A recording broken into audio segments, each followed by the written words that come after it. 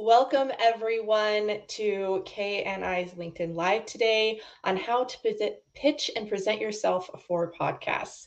I am so excited to be able to talk about this today. I have a lot of entrepreneurs in my network, and naturally Kay does as well. And they just ask me how I get on podcasts frequently and how I've succeeded in other portions of my business, built my reputation. And so when Kay and I connected, I knew this is something that both our audiences could really resonate with. So, Kay, thank you so much for being here with me. What you have to teach is so valuable. Tell us a little bit about yourself. Oh my goodness. First of all, Laurie, thanks for giving me this opportunity to speak with your audience. You already know my love for podcasting, right? And the fact that you teach your clients about how to present themselves, how to kind of tonality, how to represent themselves in their business because they are their brand is awesome work. And I knew that this would be something great that we will both collaborate on because people need to know how to do both, right? And so I'm actually based in the UK in London. And what I do is I have my own podcast agency called Make Your Mark Podcast Agency. And I help people not only get booked on podcasts as a guest, but also launch their own podcast when it's the right time to help them build their authority, build their brand even further to gain visibility. And so through all of that, I also teach how to repurpose their content, especially if you're guesting on other people's podcasts and you have several episodes. What most people do is they turn up, do the episode, give a ton of content, and then not much happens after that. And so there's always other stages to it to gain further visibility using social media and repurposing your content. So you're seen everywhere. And so these are some of the steps I actually teach and show people on how to do. Amazing. Yeah, I attended part of your masterclass a few weeks ago on how to get on podcasts, and it was really beneficial, even for me, even though I've already been on many. It was very enlightening. And you'll be having another one in July, correct? Yes, that's right. We haven't got dates done yet. We're actually looking at dates at the moment, so making sure it doesn't clash with anything, and also because of time zones. Because a lot of my audience are based in the US, I'm based in the UK, so we want to make sure that everybody can actually get on and join in. Yeah, absolutely. So follow Kay if that is something that you are interested in. It's free masterclass on how to get on podcasts. She's truly an expert on this. And I'm going to be sharing how I have built rapport with podcast hosts and kind of what they're looking for and how to do really well on these so you get invited back. So people who are listening will reach out to you as the expert who is sharing these tactics or tips or whatever it is that you have expertise in on the podcast. So thank you, Anna, for being here. We appreciate it. Hopefully we'll get a few more in as well. So excited to have you here. And thank you, Charmaine, as well. Excited to see you here again.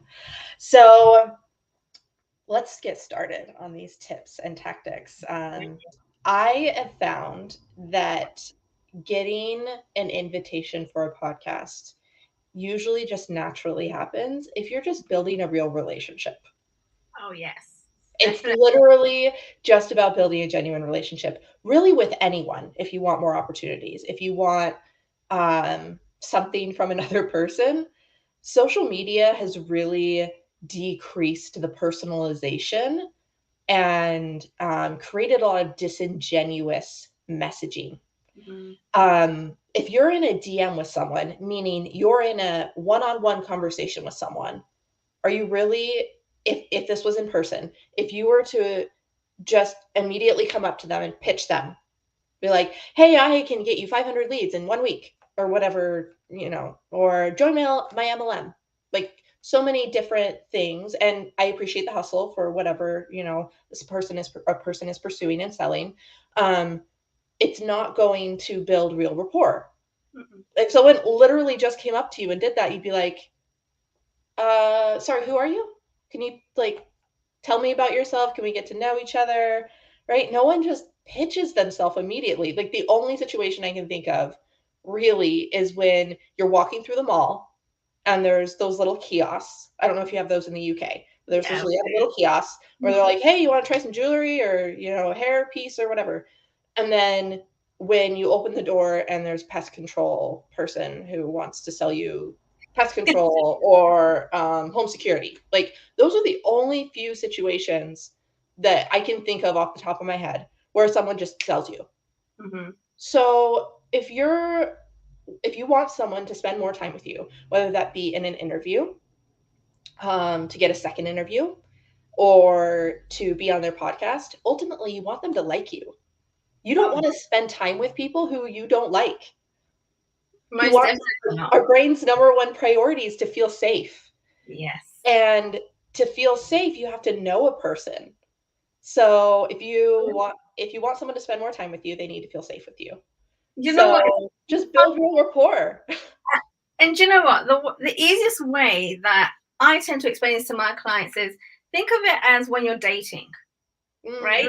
So when you're dating, if someone on the first day asks you to marry him, like it's most likely going to be a no, right? You got to go on a few dates to build that know, like, and trust, right? Before you got the big question, 100%. right?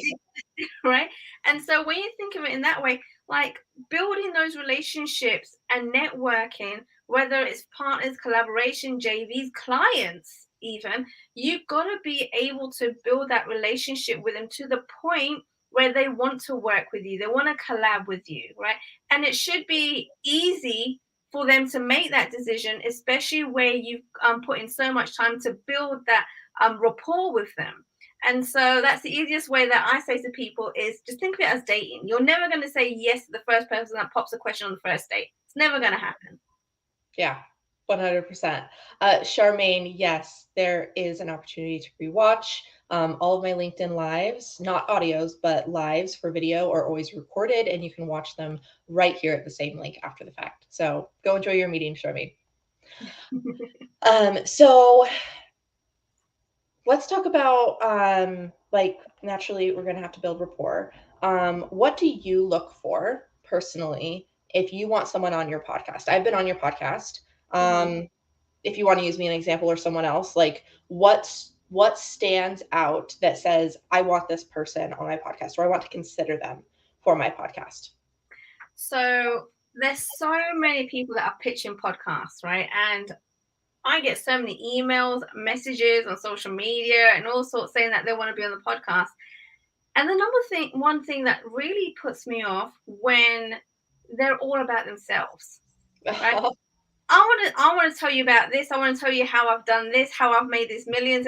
And they're talking about themselves. They're not actually showing me how they're going to give value to my audience or to the podcast. Right? If it's just one-sided, how that's not building rapport. That isn't, right? It's all about themselves.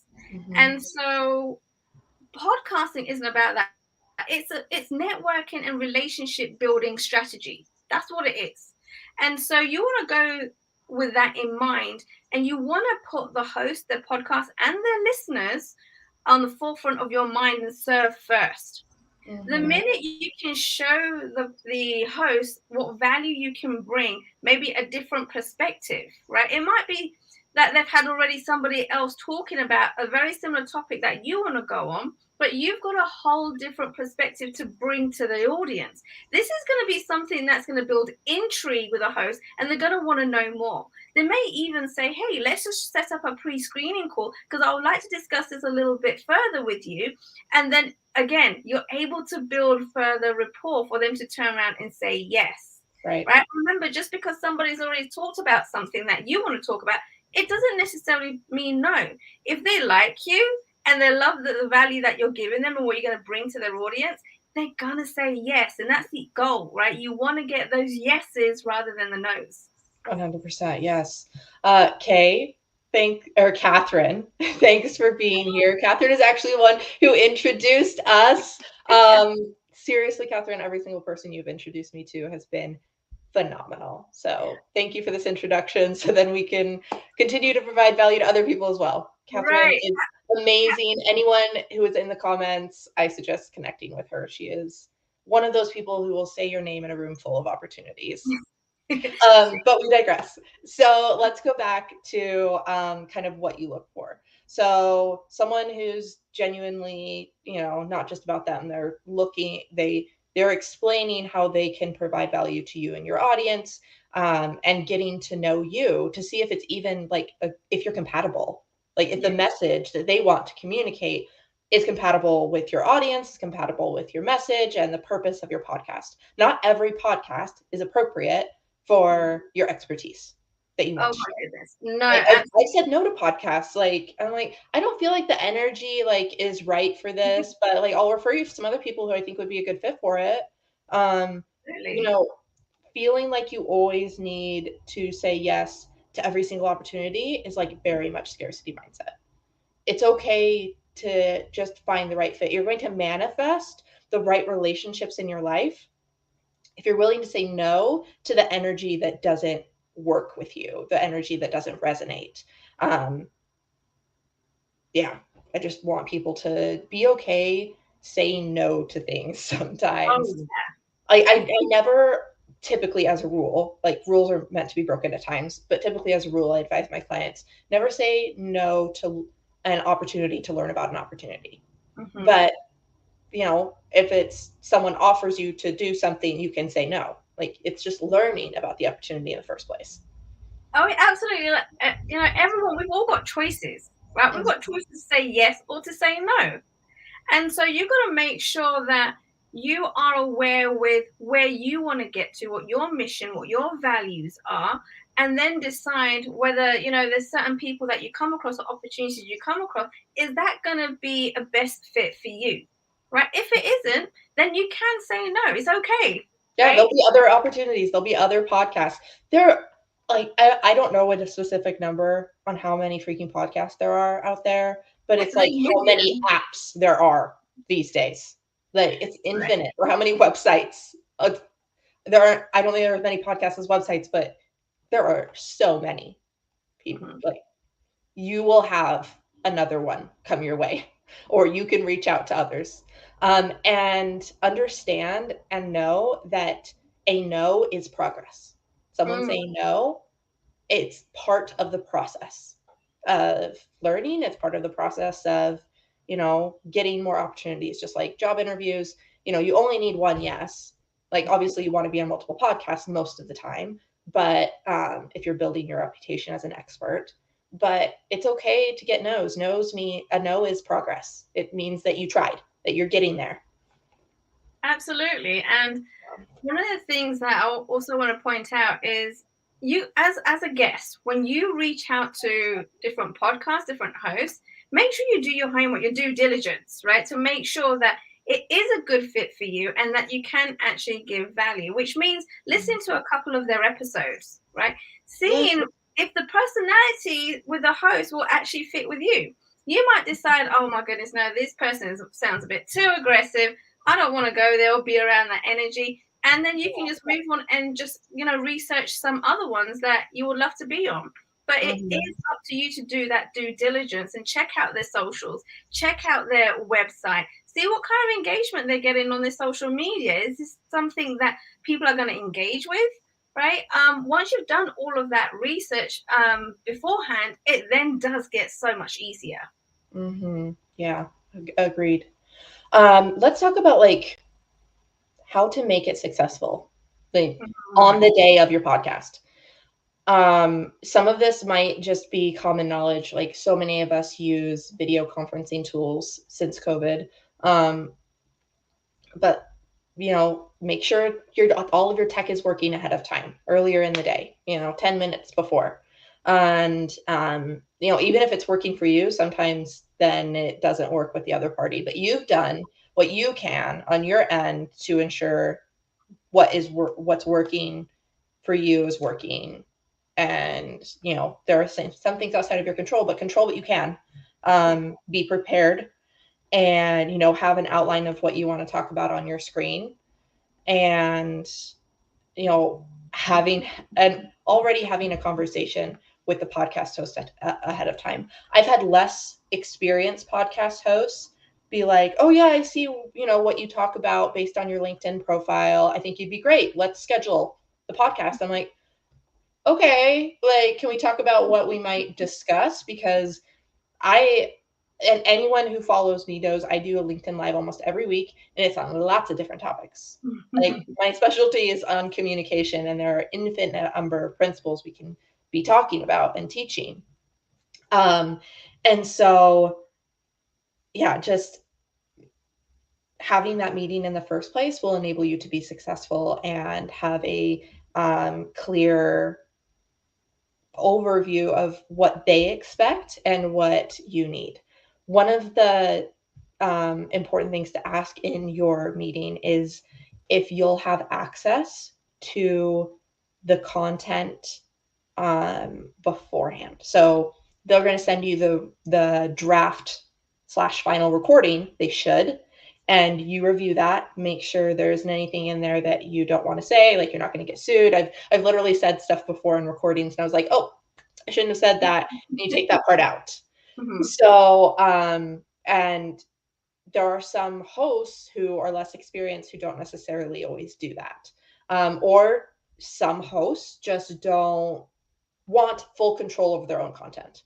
And so they won't send the recording to their participants. So just ask those questions, know if that's a part of their process, know what the timeline is. I know, Kay, it's like we did our recording a month ago, and it's going to take another month or two maybe to even get it posted. And it just depends on the timeline, the scope of the business, if they have a team working to develop the podcast, or if it's more, a one-man show. So I have another one that I'm going to be on next week, and he said it'll probably be published in 2 weeks following that. So everyone is a little bit different. And if you're going to schedule out your social media posts, it's helpful to have at least a rough estimate of when it will be posted. I've had podcast hosts ghost me. We did the recording, and it never gets posted. I'm like, what happened? Like, you're trying to build your brand. I'm so confused. Like, I'm sure, it's just logistical things. I'm not sure, but I was like followed up with them multiple times. I'm like, I'm not going to keep following up. This energy isn't good for me. If they're going to post it, they're going to post it. Like, it was like 3 months ago, and they said it would happen in like end of April, and it just never did. Anyways, moving on. So questions to ask ahead of time, like knowing the timeline, knowing kind of a rough outline, so then you're not contradicting each other. They understand what it is that you can teach and what it is that you can't. I've had to tell people, like, well, that's not my expertise, but this is what I would advise given your question. For example, I was on Neurodiversity Selling podcast recently, and it hasn't been published yet. They're still in process, but we were talking about, like, how do people communicate effectively with a neurodiverse population? I was like, well, neurodiversity isn't necessarily my specialty. I'm personally neurodiverse. I have a mood disorder. I have anxiety. But I don't necessarily teach corporations how to communicate effectively with neurodiverse employees, but I teach communication skills to corporations. I'm a corporate trainer. So I just, gave that disclaimer. That's not my specialty, but I would advise, for example, well, I believe in giving people the benefit of the doubt, being compassionate. So if they're asking questions that may not be relevant, just give that disclaimer, like, this isn't necessarily my specialty, but given your question, this is kind of what I would advise. So know that it's okay to do that. Don't completely kill your credibility, but just providing appropriate context is, ethical and helpful for your audience. Absolutely. Yeah. So tech, I digressed with tech setup, but making sure you're prepared. A lot of the time, a microphone that, is attached with headphones gives the best audio quality, but I don't do that, and I've never had issues. So there's lots of different options. What have you found to be the most helpful in regards to technical issues and succeeding in that way? Oh my goodness. So I would just say just keep doing it again and again because you do get better, right? And Mhm. so when you're first starting out and you are guesting on other podcasts, you'll find that podcast hosts use several different systems, right? And so as a Mhm. guest, the more you show up and do these episodes and do speak on these podcasts, the more familiar you're going to get with the different systems, and it does become a lot easier. And so understanding also that podcasting isn't just audio these days, right? It is video, and sometimes it can be live streamed too. And so keeping in mind that one of the questions you always want to ask is it video or is it just audio only? Because ladies, Yeah. right? If it's video, you want to make sure you got your hair and your makeup done, and things are looking all great in the background. You're dressed well. Whereas when it's audio, you could do it in your pajamas and no one's gonna know, Right. right? So Naturally, like podcasts or audio, like that's the final production. But when they're promoting it, a video enables for that to succeed. So that is very important. And I've gone on podcasts when I was less experienced, and I was like, "Oh, it's going to be recorded via video. Okay, can we reschedule? Because yeah, I'm not really in a like my physical energy isn't there because I didn't, you wasn't prepare prepared, myself with right? appropriate dress, makeup, hair in the way that makes me feel comfortable. I'm not saying all Mhm. women or people need to do hair and makeup and spend tons of time on that. That's what makes me feel powerful and put together and confident. So that's what works for me. But yeah, being prepared so you feel as confident and capable and like that expert that you truly are. Absolutely, absolutely. And then taking it a little bit further, you always want to kind of, like Laurie was saying, find out ahead of time, how long was the episode for? And then find out, okay, when is it going to be scheduled out for? Do you get any promotional materials afterwards that you can then help promote? To be fair, most of the time, podcasters are willing to give you materials because they want their podcast to be promoted as much as possible, right? So Right. even if they Absolutely. don't come out right and say, yeah, we're going to give you all this other content, you can ask for it. I know I've done this, and they're like, oh, well, we don't normally do this, but if that's what you want, we'll create stuff for you, Mhm. right? And so making sure that you have all of this information ahead of time, and then the mistake that a lot of people make is once they've done their episode, they think that's it, it's the end. But take that opportunity to find out a little bit more about the host, right? What else is it that they're looking for? Is there any other podcasts that they can refer you to? Because all podcasters know other podcasters. So Mhm. let's make it easier for ourselves and just ask for referrals. Mhm. I know you're huge on joint ventures and partnerships and and affiliations. I know we have that affiliation, and we use those links to support each other.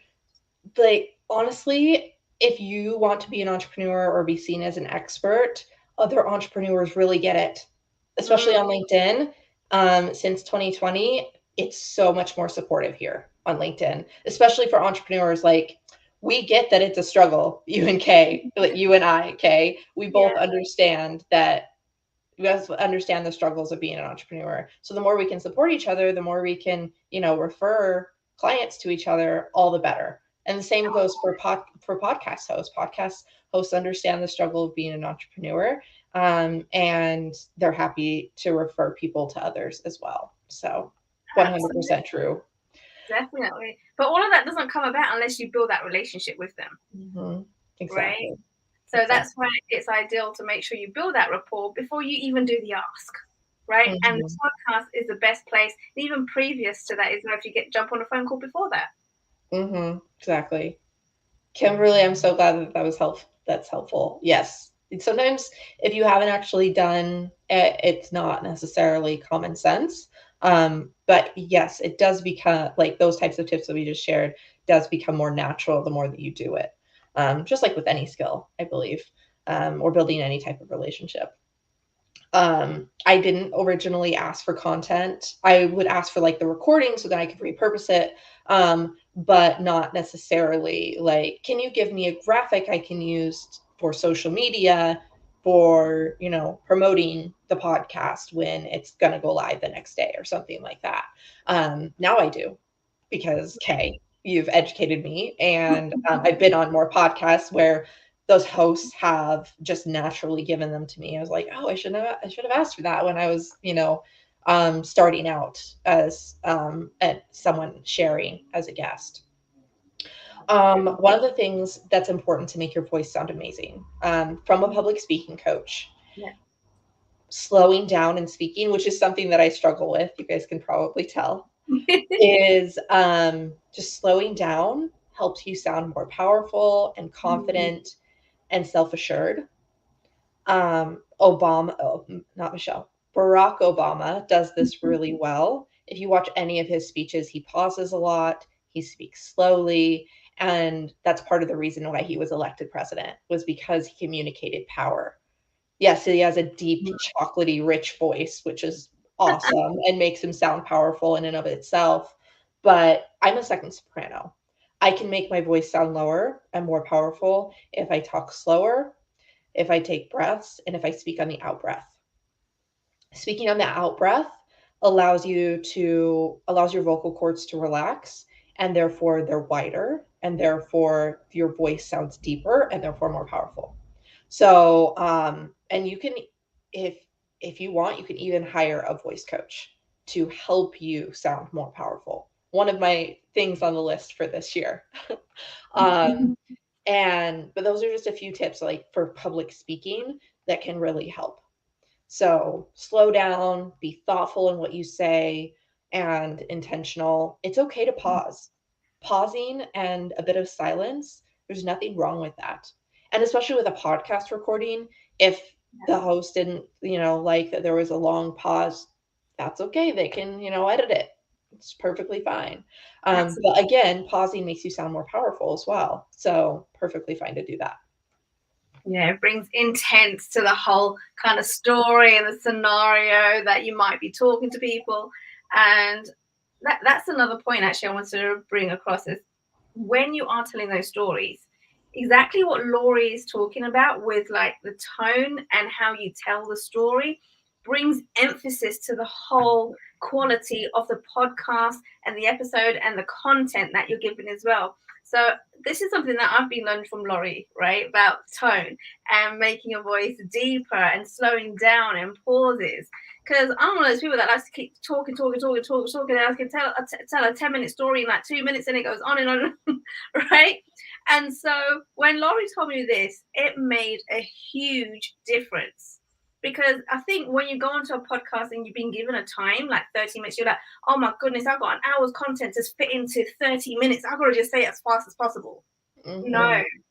Right. And I think that's People would rather hear it quality than shoved like all of it really quick into like a small part. Yeah. Absolutely. And so slowing it down just brings so much more intensity to the entire story, where people are going to be like moving forward into, the camera, or listening closer if it's audio only, and they're going to actually be paying attention. So it makes a huge difference and a massive impression on all the listeners. Yeah, agreed. And know too that the host will likely interrupt you. Interviews are different than natural conversations. They're trying to stay on topic and not digress, which frequently, like I have during our conversation. It's just when we're passionate about something, we can talk and talk all day about it. And so don't be offended if they interrupt you. It's just naturally a part of having an interview done. You'll see this from Oprah Winfrey, from Ellen DeGeneres, some of the best interviewers in the entire world.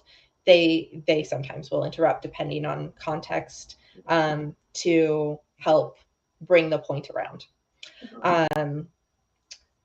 Dr. Ellie said, I would imagine that if the content is good and there's more to say because you spoke with measure, it might devolve into a part 2. Ooh, such a good point. Yeah. Great point. Yes. Saying at the end, I have so much more to share. I know we're out of time. Yeah, of course, if you provided value, you can always ask to be invited back. Like, I'd love to share more of these tips. I know we were out of time. Absolutely. Why not? Yeah, and a lot of the time, if you are giving content and the host can see it, they'll actually offer to have you come back in a month or 2 or 3, whatever it may be, to then continue this. So there's so much opportunity there, as long as you remember to give as much value to the listeners, like the opportunity will just fall in your lap. Yeah, agreed. Well, I have another meeting to be to, but thank you so much for doing this with me, Kay. I really appreciated it. Thank I'm sure you. we could do another one as well in the future on more tips for getting on podcasts or launching your own podcast. Um, thank you everyone for attending. Brenda and Anna and Charmaine, everyone who is here. We always appreciate the comments and the questions that you have. And if you have any further questions, feel free to DM either Kay or I. If you are looking to uplevel your public speaking skills, your communication skills, to help present yourself with more competence and confidence and warmth to achieve your goals, whether in corporate or as an entrepreneur, I would love to have a conversation with you. And Kay, please let us know how people can reach out to you. Oh, absolutely. So, guys, I am on LinkedIn as well. Just type in Kay Souther. If you've got any questions, feel free to send me a message. I'll be able to help you through any kind of podcasting challenges that you're having and help you move forward. So, go ahead and follow me on LinkedIn. Send me a message, and I'll be there to respond. Amazing. Thank you once again, Kay, and for everyone else who attended. Have a fabulous day. Thanks, guys. Thanks, Laurie. It was a great opportunity to be here. Thank you so much.